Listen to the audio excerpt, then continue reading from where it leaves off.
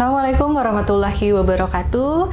Salam sehat, Husiners. Apa kabar semua? Insya Allah hari ini semuanya sehat ya. Pada hari ini kita akan mengikuti talk show interaktif, di mana pada hari ini narasumber kita yang sudah hadir ada Ibu Dr. Siti Halimah, spesialis kesehatan jiwa Mars. Selamat pagi Ibu. Pagi. Sehat hari ini? Alhamdulillah. Ya.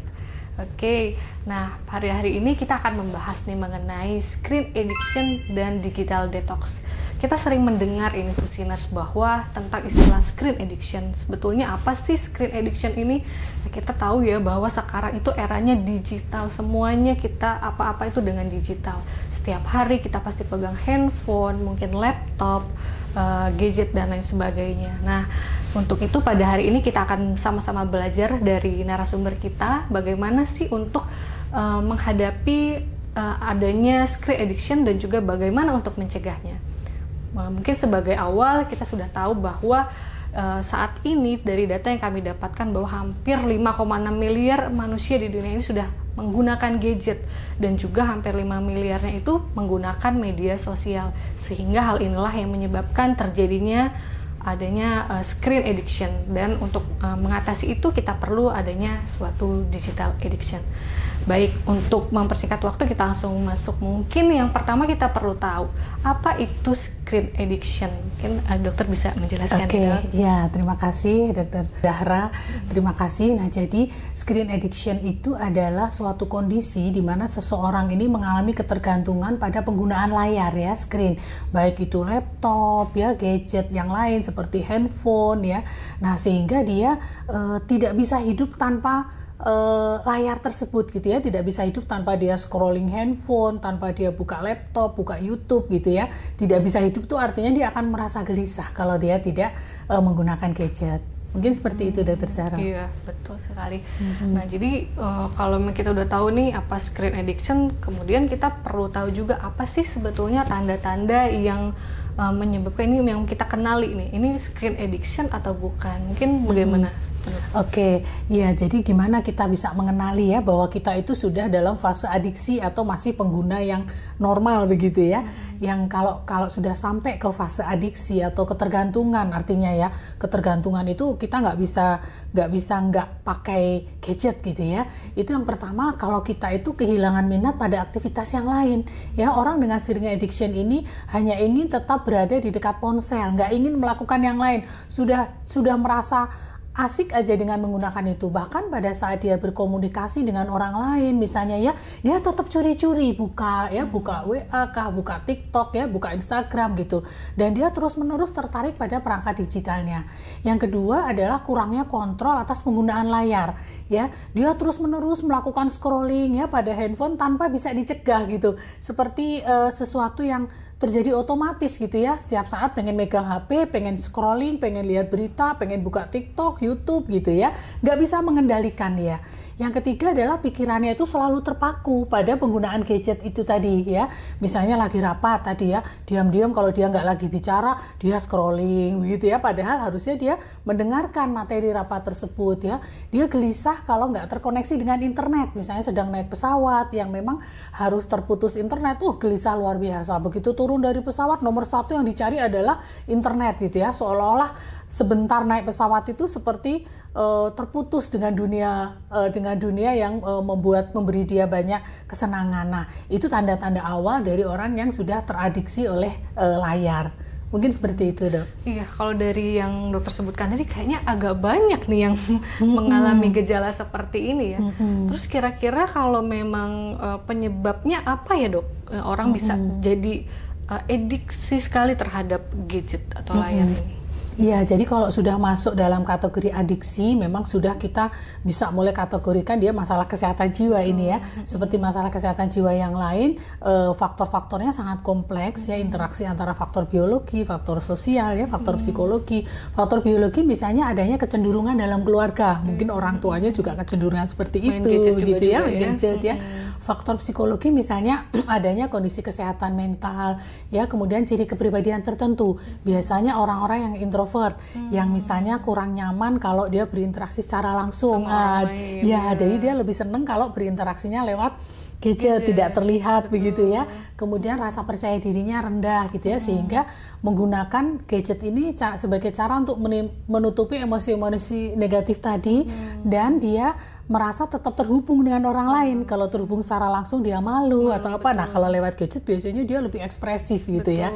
Nah, kemudian faktor sosial itu misalnya tekanan dari teman, kita dianggap nggak apa namanya ya, ketinggalan zaman kalau kita nggak main TikTok ya, nggak main Instagram. Kemudian adanya FOMO ya, fear of missing out ya, kalau misalnya orang lain TikTok kita nggak main TikTok, kita rasanya kayak banget. Ya kayak kuper banget gitu kan.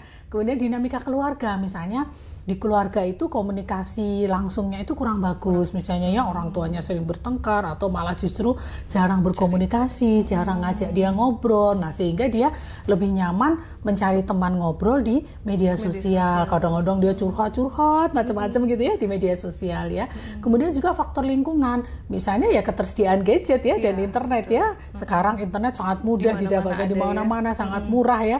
Kalau kita ingat dulu di awal-awal internet itu kan mahal harganya ya, terus nggak semua tempat ada. Sekarang kan di mana-mana ada ya spot-spot internet. Jadi itu juga mempermudah terjadinya adiksi.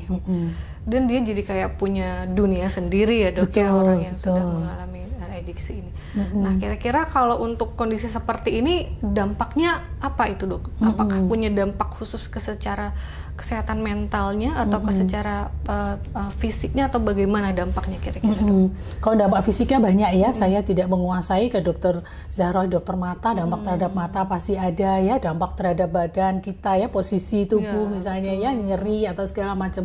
Nah, kalau saya lebih menitik beratkan ke dampak kesehatan mental ya, dampaknya misalnya dia jadi kehilangan minat pada aktivitas yang lain ya, karena sudah asik main gadget tuh, kebutuhannya itu udah terpenuhi, udah nggak peduli. Kemudian dia menjadi terisolasi secara sosial ya, karena dia nggak perlu lagi temen, dia sudah asik dengan temen dunia mayanya ya.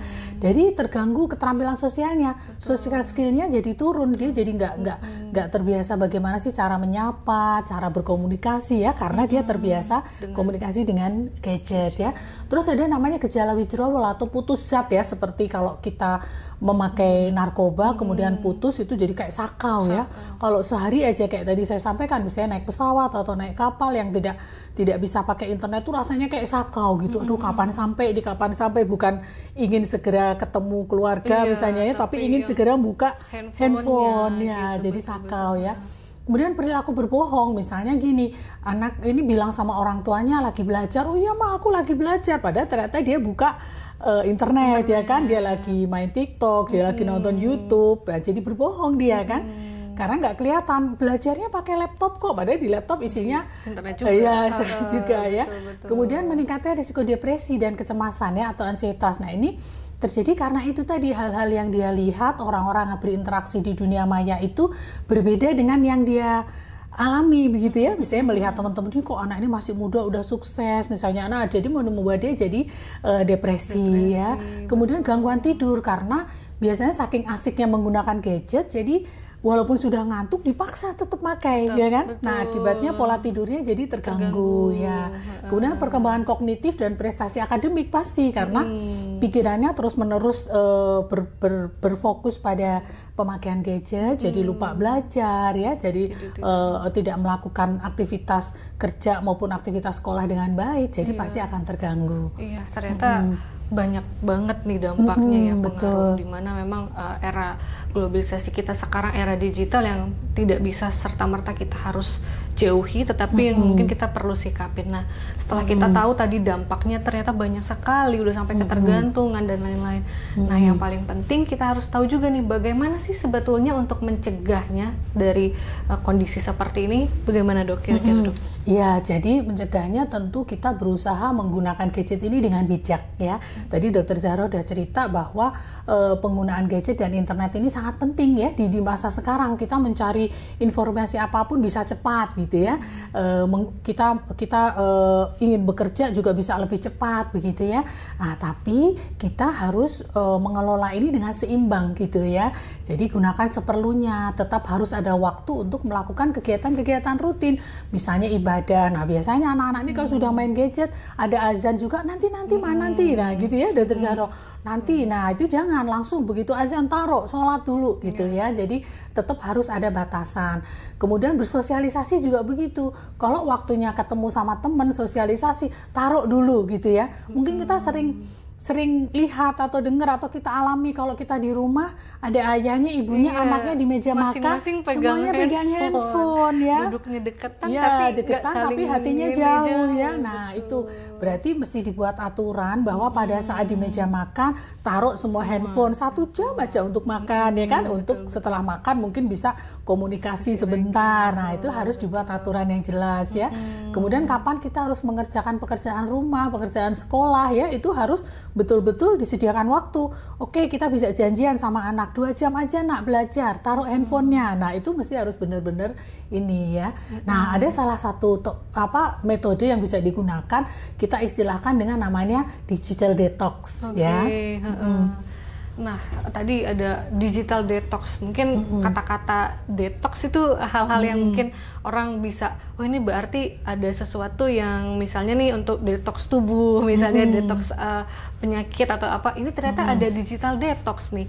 Berarti ada metode khusus nih untuk kita menghindari terjadinya screen addiction. Kira-kira apa yang dimaksud dengan digital detox itu ya, Dok? Iya, jadi detox ini kan kayak pembersihan gitu ya, Dokter Sarah ya. Jadi pembersihan. Jadi digital detox ini periode waktu, sebenarnya nggak harus pembersihan selamanya kita nggak pakai gawai gitu ya, karena kan penting juga gitu ya. Tapi ini adalah periode waktu di mana seseorang tuh secara kesadaran sendiri mengurangi atau menahan diri dari penggunaan perangkat elektronik dan media digital gitu ya. Jadi dia menetapkan aturan untuk dirinya, kapan dia harus menggunakan, kapan dia harus berhenti, begitu ya. Tujuannya untuk beristirahat dari konektivitas dan waktu layar yang terus-menerus, untuk meningkatkan fokus, mengurangi stres, dan mendapatkan kembali keseimbangan dalam hidup. Jadi digital detox ini bisa dilakukan oleh diri sendiri gitu ya, Dok ya, atau harus dipandu gitu mungkin ya. Mungkin nanti dokter bisa menjelaskan bagaimana sih cara melakukan digital detox ini, apakah bisa nih dilakukan oleh diri sendiri individu atau perlu ada kayak program khusus atau mungkin harus didampingin orang tertentu gitu. Bagaimana kira-kira, Dok? Ya, jadi sebenarnya ada 3 tahapan kalau menurut saya. Yang pertama, kita bisa coba dari kemauan kita sendiri ya. Kalau kita sulit, langkah kedua itu kita bisa didampingi oleh teman yang juga mempunyai niat yang sama. Yuk kita janjian gitu ya. Bareng-bareng gitu kita. Betul. Langkah ketiga, kalau screen addiction ini sudah masuk ke dalam kategori gangguan kesehatan mental, sudah ada distress, disability ya, dia sudah sekolahnya juga terganggu, tentu membutuhkan bantuan profesional ya, misalnya psikolog atau psikiater. Nah, nanti akan dibimbing tuh bagaimana melaksanakan digital detox. Jadi misalnya begini, kalau kita melakukan sendiri ya, yang pertama misalnya tetapkan tujuan yang ingin dicapai. Contoh misalnya, selama 4 minggu ke depan saya akan berhenti nonton TV dan menggunakan ponsel saya pada pukul 8 malam setiap hari kerja, sehingga saya dapat meningkatkan kualitas tidur. Artinya saya nggak nonton TV selama 2 minggu, terus menggunakan handphone hanya sampai jam 8. Setelah jam 8 taruh, kemudian mulai aktivitas untuk mau tidur, misalnya kayak gitu ya. Jadi sebenarnya itu tergantung dari tujuan masing-masing. Nah, misalnya saat ini saya menghabiskan 6 jam di media sosial misalnya per hari. Selama 7 hari ke depan saya akan membatasi penggunaannya hingga hanya 4 jam. Jadi kita tetapkan screen time ya. Screen time-nya hanya 4 jam, misalnya dari 6 jam hanya 4 jam. Udah, kalau udah 4 jam berarti harus berhenti menggunakan medsos ya. Tapi memang kalau sendiri itu memang tidak mudah biasanya ya. Jadi tapi bisa dicoba. Kalau nggak bisa nanti berdua temen yang juga mempunyai tujuan yang sama. Kalau nggak bisa memang harus sama profesional. Jadi memang kita akan membuat seperti aturan untuk diri sendiri ya, Dok ya, bisa bareng-bareng ataupun individu melakukannya. Nah, kemudian kalau misalnya digital detox ini mau dicoba nih untuk orang-orang yang ada screen addiction, itu bagaimana kiatnya agar digital detox ini bisa dijalani dengan baik dan lancar? Itu kira-kira gimana? Oke. Sebenarnya ada beberapa persiapan ya, atau berbagai hal-hal kecil mungkin yang bisa dilakukan, seperti misalnya matikan semua notifikasi yang tidak penting ya, misalnya kemudian misalnya menggunakan airplane mode misalnya, sehingga kalau orang menelepon tuh harus 2 kali. Yang penting tuh notifikasi, karena seringkali kita terdistract konsentrasi kita kalau ada notifikasi ya. Misalnya bisa kita mulai dari notifikasi grup ya. Misalnya saya kalau di handphone saya hanya yang japri yang saya notif gitu, tapi itu pun tanpa suara tapi muncul di layar. Kalau grup nggak saya notif gitu kan, karena grup itu pikiran saya kalau grup itu kan pasti nggak sito, kalau dia sito dia pasti akan japri. Nah itu bisa ya. Kemudian keluar dari akun media sosial atau hapus instalan akun itu selama masa detox. Misalnya saya nggak mau main TikTok 1 bulan, nah udah di uninstall TikToknya. Sebenarnya gampang ya, cuman kitanya yang tangannya berat banget ya uninstall itu. Di uninstall dulu Instagram selama 1 bulan misalnya gitu ya. Hapus aplikasi yang membuat ketagihan dari layar. Nah kalau kita buka handphone biasanya kan kita lihat tuh aplikasinya itu, wah menggoda ini ya. Nah itu bisa di uninstall ya. Kemudian cari teman detox digital dan saling menguatkan ya. Jadi saling memberikan dukungan, juga menetapkan kata sandi. Ini saatnya berhenti. Oh ya, yuk kita berhenti. Nah udah berhenti berdua begitu seperti itu. Kemudian juga kalau misalnya kita sedang rapat di tempat yang terpisah misalnya, atau kita sedang ke kamar mandi, biasanya ke kamar mandi pun kita bawa kan biasanya. Nah, kalau masuk kamar mandi taruh, jangan dibawa ke kamar mandi misalnya ya. Kemudian jadikan kamar tidur Anda sebagai zona bebas ponsel. Oh, ini sangat sulit ya. Ini sangat sulit ya. Dibawa tidur rata-rata. Padahal kan sebenarnya sangat berbahaya ya kalau kita meletakkan radiasinya ya, apalagi kalau malam sudah mati lampu kita masih menggunakan handphone, itu kan juga bahaya untuk mata ya, Dr. Zahra. Nah itu sebenarnya kita bisa jadikan kamar tidur itu area zona bebas ponsel. Misalnya setiap jam 8 atau jam 9 malam kita cas di ruang keluarga, kita masuk kamar sudah siap untuk tidur ya. Kita tinggal berdoa tidur ya. Misalnya, atau aturan 20 istirahat 20, setiap 20 menit kita harus istirahat dari layar. Istirahatnya 20 menit, setidaknya sejauh 20 meter dari perangkat Anda. Ini memang agak sulit ya. Setiap 20 menit harus ditaruh, istirahatnya pun 20 menit. Tapi kita bisa coba, karena memang kalau kita mau detox itu memang yang paling utama itu adalah niat ya, betul. Yang penting sebenarnya pelaksananya sangat mudah, tinggal di uninstall, tapi niat kita itu yang harus dikuatkan. Oke, sebenarnya ini menarik banget nih ini, dan memang yang lagi happening banget di era digital ini kan, termasuk mungkin kalau saya Dok sebagai dokter mata nih, tadi di yang terakhir ada Rule 20, jadi itu memang sebetulnya di dokter mata pun kita gunakan Rule of 20, jadi 20 menit menatap layar, istirahat 20 detik dan melihat 20 kaki atau 6 meter jauhnya. Banyak pertanyaan ini, kok gimana 20 menit sekali matiin? Sebetulnya tidak sekaku itu juga sebenarnya Dok ya. Jadi kalau emang harus 30 menit ataupun 60 menit, maka istirahatnya dikali 3 aja gitu. Jadi 1 menit istirahat. Nah intinya sih kita udah tahu nih tadi ya Husiners, bahwa ada screen addiction. Maka kata-kata addiction tuh kayak ketergantungan nih sama gadget, dan ternyata ada solusinya nih dengan penggunaan metode digital detox. Nah tadi karena kita udah banyak banget nih informasi dari Dr. Siti Halimah yang mudah-mudahan bisa bermanfaat untuk semua Husiners, dan mudah-mudahan bisa diterapkan nih, bisa dilakukan sendiri maupun bareng-bareng sama teman-teman untuk menghindari terjadinya screen addiction. Mungkin itu saja ya Dok, terima kasih banyak Dok atas informasi dan juga waktunya, dan banyak banget nih manfaatnya buat Husiners dan kita semua, mudah-mudahan bermanfaat. Saya akhiri, saya undur diri, saya Dr. Zahra, terima kasih atas semua perhatiannya. Assalamualaikum warahmatullahi wabarakatuh. Waalaikumsalam. Salam sehat.